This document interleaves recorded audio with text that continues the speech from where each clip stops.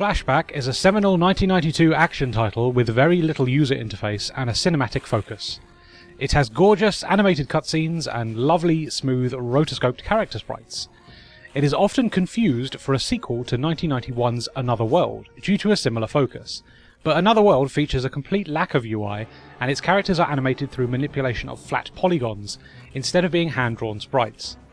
The two games also feature completely different storylines and characters. Flashback released for the SEGA CD in North America in November 1994, and while a PAL release was planned, it was ultimately scrapped. Interestingly, a demo of the PAL version did make it out into the wild as the cover mount freebie with Sega Pro issue 42 from March 1995. It's an interesting curio that showcases a time-limited portion of the game that forces a game over after 5 minutes. So while you can only sample a small portion of the game, you can explore a fair bit of the map once you know what you're doing. Here's a hint: go and find the hollow cube first. That will let you through this door next to the first enemy. This Mega CD version does the usual tricks when it comes to Mega Drive to Mega CD ports. We get new cutscenes which have been rendered in 3D, and a Red Book audio soundtrack with spoken dialogue.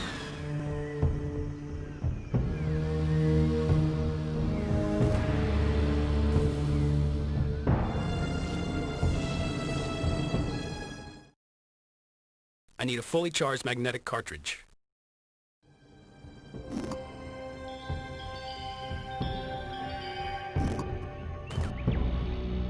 It's generally good stuff, even if the original hand-drawn cutscenes have aged a little better visually.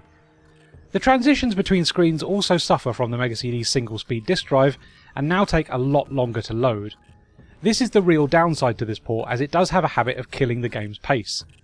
But outside of these minor differences, this is basically the Mega Drive version with some new bells and whistles. The menu also has the option to watch a small rolling demo of some further in-game action that you'll likely not be able to reach yourself in the limited amount of time you have in-game. It's a real shame this never got a full retail release, but this demo certainly gives us a decent slice of what the game would have been like.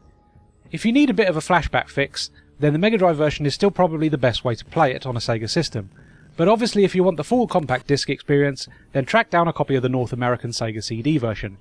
You might not be able to play it on actual hardware, but emulators like Kega Fusion can boot Sega CD games from disk, as long as you supply your own system BIOS files.